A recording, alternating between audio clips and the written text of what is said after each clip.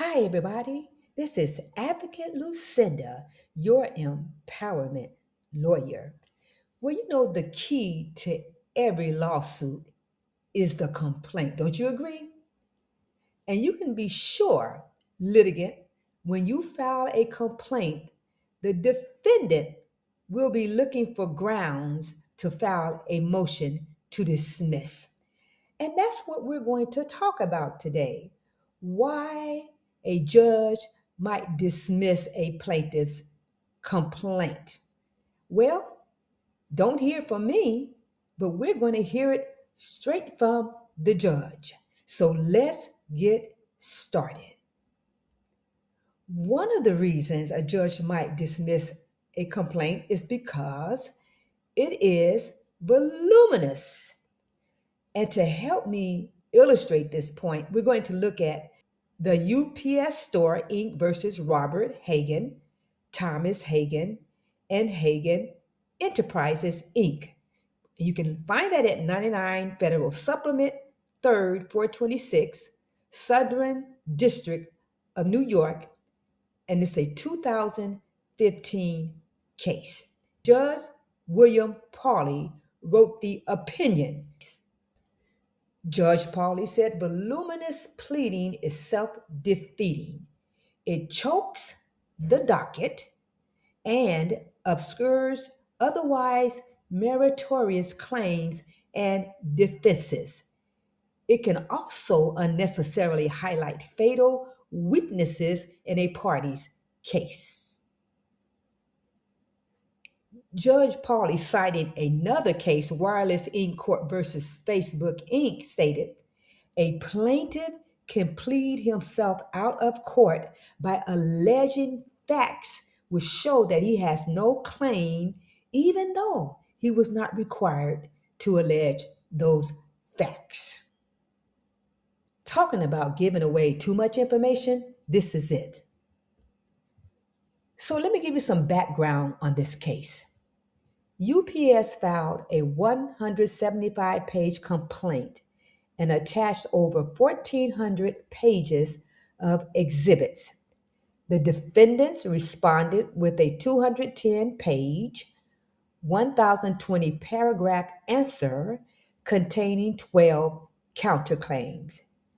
After the judge explicitly warned the lawyers about the length, the defense doubled down, filing an amended answer that grew to a breathtaking 1,263 paragraphs, spanning 303 pages.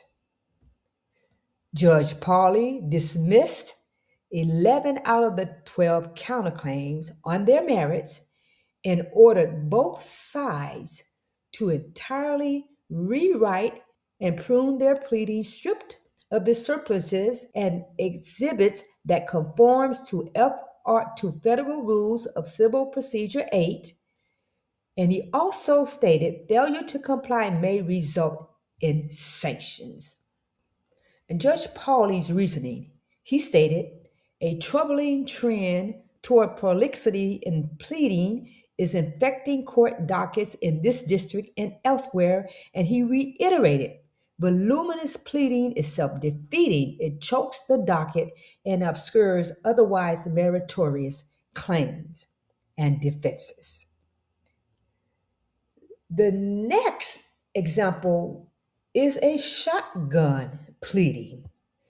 And to help me or discuss this point, we're going to look at Varmapov versus Amial, 986 Federal 3rd, 1321 11th Circuit. It is a 2021 case, Court of Appeals. And Judge William Pryor wrote the opinion in this case. This is a prominent 11th Circuit case that reaffirmed the strict prohibition against shotgun pleadings. The court opining that many of these allegations, the district court said, were irrelevant to the instant litigation and served to confuse the issues. So let me give you some background information on this case. Plaintiff Barmapov filed a 116-page and 624 numbered paragraph long, and it included 20 causes of action under both federal and state law against 23 named defendants and 20 John Doe defendants. And here's the problem where these plaintiffs got into trouble. Plaintiff lumped together many of his allegations against the 23 named defendants, rendering his complaint unclear and confusing as to which defendant was being charged with which conduct. And I understand the court's frustration. I've seen shotgun pleadings. Look at it like this, plaintiff. Every lawsuit has at least one defendant. Every lawsuit has at least one cause of action, and each cause of action has prima facie elements. So, what you're doing, you're alleging that the defendant violated or harmed you in some way. Now, it is your obligation to show the court how that defendant violated you or harmed you by writing out those facts that show that the defendant's conduct meets those prima facie elements or violated those prima facie elements. And you enumerate your allegations individually and make them short and succinct. Are you with me? The appellate court affirmed the district court opining Barmapov was represented by counsel. The district court dismissed his first amended complaint after explaining why it was a shotgun pleading, and the court gave him a chance to try again. Barmapov squandered that opportunity by filing another shotgun pleading. Under this circumstance, we have no doubt that the district court did not abuse its discretion. And I want to look at 3 reasons why the judge took this position. The court wrote, the self-evident purpose of Federal Rules of Civil Procedure 8A2 and 10B is to require the pleader to present his claims discreetly and succinctly so that his adversary can discern what he is claiming and frame a responsive pleading.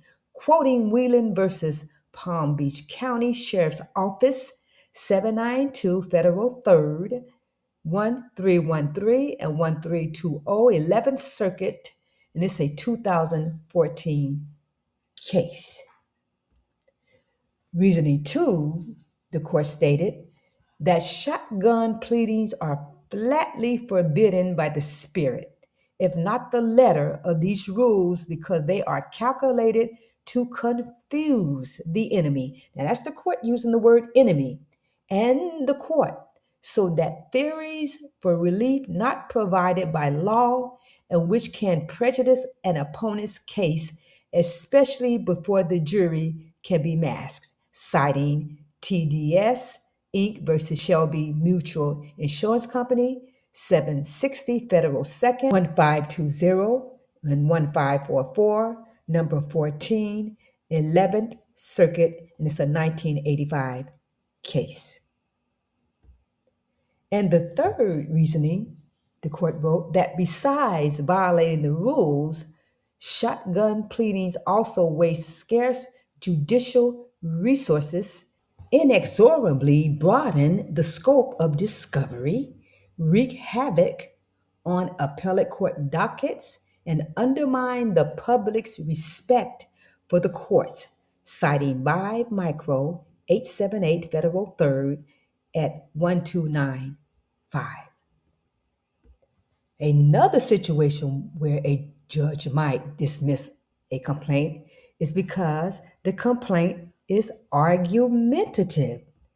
And to help me address this, we're going to look at Adam J. Sorosky, appellant, versus Central Intelligence Agency et al., appellees, 355 Federal 3rd, 661, DC Circuit, and it's a 2004 case. And Judge Merrick Garland wrote this opinion.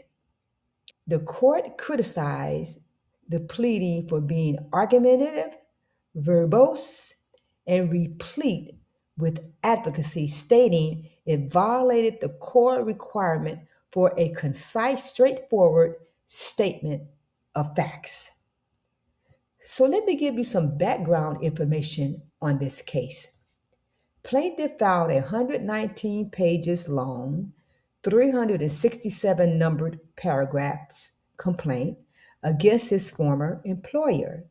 Defendants filed a motion to strike on the ground the complaint did not contain a short and plain statement of the claim under Federal Rules of Civil Procedure 8A2. The district court granted the defendant's motion and gave plaintiff time to amend his complaint. Plaintiff's amended complaint failed and the court again ordered its dismissal. Subsequently, plaintiff filed a Rule 9E motion to alter the judgment. The court denied his request. Plaintiff appealed to the United States Appellate Court.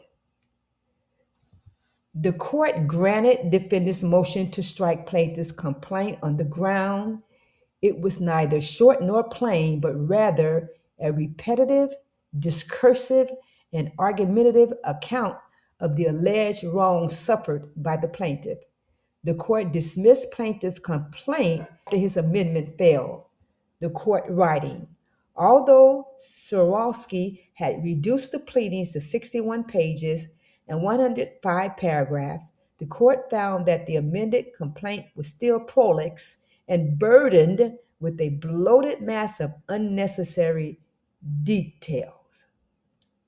And the court's reasoning, as the Second Circuit noted in Salahuddin versus Cuomo, unnecessary prolixity in a pleading places an unjustified burden on the court and the party who must respond to it because they are forced to select the relevant material from a mass of verbiage, citing 861 Federal 2nd 40 and 42, Second Circuit, that's a 1988 case, quoting 5 Wright and Miller, number 1281 at 365. And Wright and Miller is a procedural handbook. So let's look at some takeaways. And it's not my takeaways, it's actually the court's takeaways. And this comes straight from the court. So consider these. By detailing every single piece of evidence or minor fact, you lock yourself into an overly rigid narrative. This severely limits your flexibility as the case evolves and facts change during discovery. This is true. I've seen this.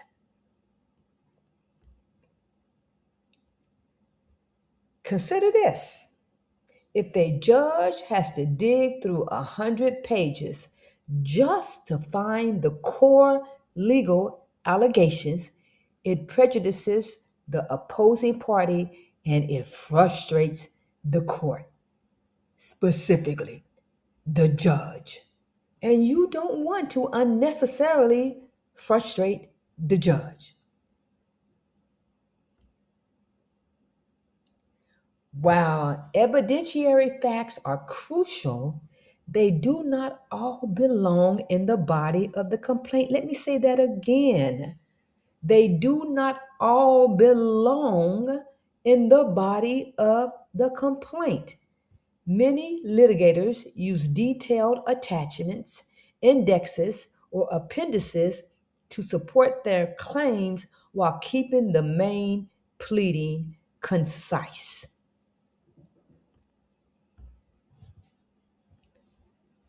The only time a complaint of this size, these voluminous complaints, is typically accepted is in extraordinarily complex litigation, such as multi-district antitrust cases or massive class actions with dozens of defendants and hundreds of district claims.